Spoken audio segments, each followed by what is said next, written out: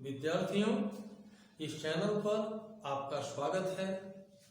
आइए हम पढ़ते हैं पूर्ण वर्ग संख्या का पहचान। संख्याओं को देखकर हम कैसे जानकारी करेंगे यह संख्या पूर्ण वर्ग संख्या है कि नहीं है। कंपटीशन में पूछता है दी गई संख्याओं में कौन पूर्ण वर्ग संख्या है अथवा कौन पूर्ण वर्ग संख्या नहीं है। तो आइए इसके पहचान का कुछ नियम है जिसके विषय में हम जानते हैं। तो सबसे पहले हम ये जाने पूर्ण वर्ग संख्या किसे कहते हैं। वह संख्या जो किसी संख्या का वर्ग होता है, वह संख्या जो किसी संख्या का वर्ग होता है पूर्ण वर्ग संख्या कहलाता है। जैसे मान लीजिए एक संख्या हमने ले लिया 16 और 16 को हम लिख सकते हैं 4 का स्क्वायर। 4 गुणे 4 16 होगा। तो संख्या 16 ये दूसरी संख्या के वर्ग के रूप में लिखा गया। यह संख्या दूसरी संख्या के वर्ग के रूप में है। तो 16 क्या है? पूर्ण वर्ग संख्या। वह संख्या जो किसी दूसरी संख्या का वर्ग होता है पूर्ण वर्ग संख्या कहलाता है। मान लीजिए हमने लिख दिया 100 क्या होता है? 10 का स्क्वायर होता है, 10 का वर्ग होता है। तो 100 क्या है? पूर्ण वर्ग संख्या है, क्योंकि 100 ये दूसरी संख्या का वर्ग है, इसलिए 100 क्या है? पूर्ण वर्ग संख्या है। तो हम कैसे संख्याओं को देखकर पहचानेंगे कि यह पूर्ण वर्ग संख्या है या नहीं। तो आइए इसका 2 नियम मैं लिखा हूं। वैसे कई नियम लिखे जाते हैं किंतु 2 ही नियम से आप जानकारी कर लेंगे। पहला नियम देखिए आपके सामने लिखा हुआ है, संख्या का इकाई अंक 2, 3, 7, 8 हो तो वह पूर्ण वर्ग संख्या नहीं होता है। तो याद रखिए, अगर अनेक संख्याएं दिया हो तो देखें अगर उन संख्याओं के इकाई अंक 2, 3, 7, 8 हो तो कंफर्म हो जाएगा कि वह संख्या पूर्ण वर्ग संख्या नहीं है। दूसरा नियम है, संख्या का 0, 1, 4, 5, 6 और 9 हो तो वह पूर्ण वर्ग संख्या हो सकता है। याद रखिएगा, अगर संख्या का इकाई अंक 0, 1, 4, 5, 6, 9 हो तो निश्चित नहीं वो पूर्ण वर्ग संख्या ही होगा, वह पूर्ण वर्ग संख्या हो सकता है। तो 2 पॉइंट याद रखेंगे। पहला पॉइंट, अगर संख्या का इकाई अंक 2, 3, 7, 8 है तो निश्चित है वह संख्या पूर्ण वर्ग संख्या नहीं है। और यदि संख्या का इकाई अंक 0, 1, 4, 5, 6, 9 हो तो वह पूर्ण वर्ग संख्या हो सकता है। तो कंफर्म तो हुआ नहीं, तो कंफर्म कैसे करेंगे? अगर संख्या का इकाई अंक इनमें से है तो ये कंफर्म है कि वो पूर्ण वर्ग संख्या हो ही सकता है, नहीं भी हो सकता है। तो उसकी आगे कैसे पहचान करेंगे? तीसरा नियम है, अभाज्य गुणनखंड करके। तीसरा नियम, अभाज्य गुणनखंड करके, अभाज्य गुणनखंड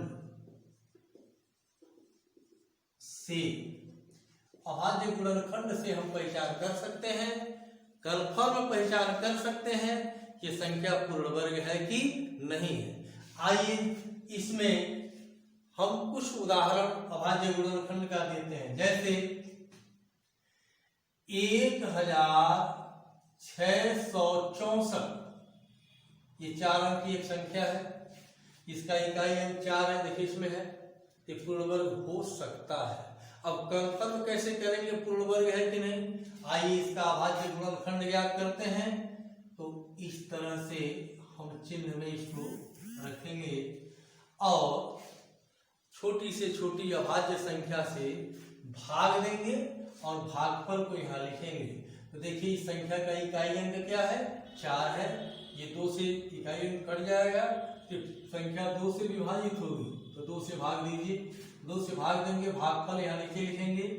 2 8 16, ये कट गया। अब 6 बचा, 6 को भाग देंगे, 2 3 6, फिर 4 को भाग देंगे, 2 दूनी 4। अब फिर देखिए इस संख्या को फिर छोटी से छोटी अभाज्य संख्या से भाग देंगे, इसका इकाई अंक 2 है। यह 2 से विभाजित हो जाएगा तो निश्चित ये संख्या 2 से विभाजित होगी। फिर 2 से भाग दें, भागफल नीचे लिखेंगे। 2 चौका 8, 2 एकन्ने 2, 1 बचेगा, 1 के आगे 2 लिखेंगे तो 12 हो जाएगा। 2 छके 12। फिर देखिए 2 से विभाजित होगा क्योंकि इसका इकाई अंक 2 से कट रहा है। ये देखिए 2 दूनी 4, अगला एक अंक लेंगे, अंक 1 लेंगे, 1 में भाग जाएगा नहीं तो 0 बढ़ा के दोनों अंक ले लेंगे, 16 हो जाएगा। 2 8 16। अब आगे देखिए फिर 2 से विभाजित कीजिए। 2 एकन्ने 2, 2 चौका 8, फिर 2 से 2 पच्चे 10, 2 दूनी 4, फिर 2 से 2 दूनी 4, 1 बचेगा, 1 के आगे 2 लिखेंगे तो 12 हो जाएगा। 2 छके 12।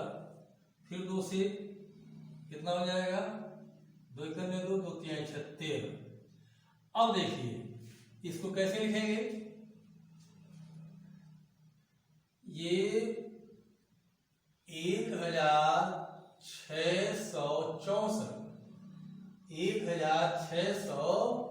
1664 का अभाज्य गुणनखंड करेंगे। कर लिया।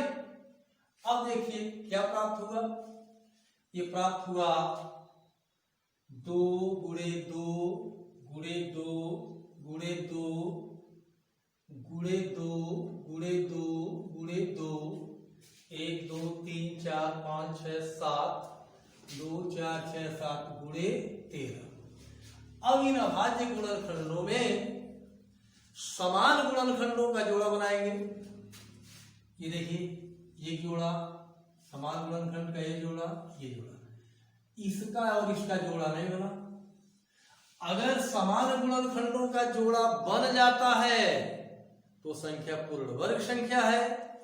अगर समान गुणनखंडों का जोड़ा नहीं बनता है तो संख्या पूर्ण वर्ग संख्या नहीं है। अब देखिए दूसरा उदाहरण 576 ले लेता हूं। 576, आइए इसका अभाज्य गुणनखंड करते हैं।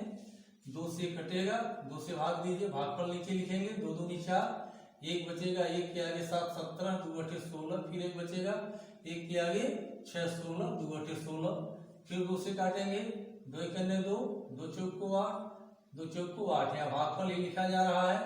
फिर 2 से काटेंगे, 2 सत्ते 14, 2 दूनी 4, फिर 2 से काटेंगे, 2 3 6, 1 बचेगा, 1 के आगे 2 लिखेंगे, 12, 2 छके 12। फिर देखिए 2 से काटेंगे, 2 एकन्ने 2, 2 8 16, फिर 2 से काटेंगे, 2 9 18, 9 बच गया। अब इस 9 को काटेंगे 3 से, 3 त्रिके 9, फिर 3 से काटेंगे, 3 एकन्ने 3। अब देखिए इसका अभाज्य गुणनखंड क्या मिला, 576 का अभाज्य गुणनखंड प्राप्त हुआ। 2 गुणे 2 गुणे 2 गुणे 2, 3 3 6, 2 गुणे 2 गुणे 2 गुणे 2 गुणे 2 गुणे 3 गुणे 3। समान गुणनखंड का देखिए जोड़ा बन गया, यहाँ समान गुणनखंड का जोड़ा बन गया। तो ये 576 पूर्ण वर्ग संख्या है। तो याद रखेंगे जब किसी संख्या का इकाई अंक 2 3 7 8 होता है तो कंफर्म रहता है कि वो पूर्ण वर्ग संख्या नहीं है। और जब संख्या का इकाई अंक 0 1 4 5 6 9 होता है तो वो संख्या पूर्ण वर्ग हो भी सकता है, नहीं भी हो सकता है। तो कंफर्म कैसे जानकारी करते हैं कि पूर्ण वर्ग है या नहीं, इस तरह से गुणनखंड करते हैं। और गुणनखंड गुणनखंडों में समान गुणनखंडों का पेयर बनाते हैं, जोड़ा बनाते हैं। अगर जोड़ा बन गया तो वह संख्या पूर्ण वर्ग संख्या है, और यदि जोड़ा नहीं बना तो संख्या पूर्ण वर्ग संख्या नहीं है।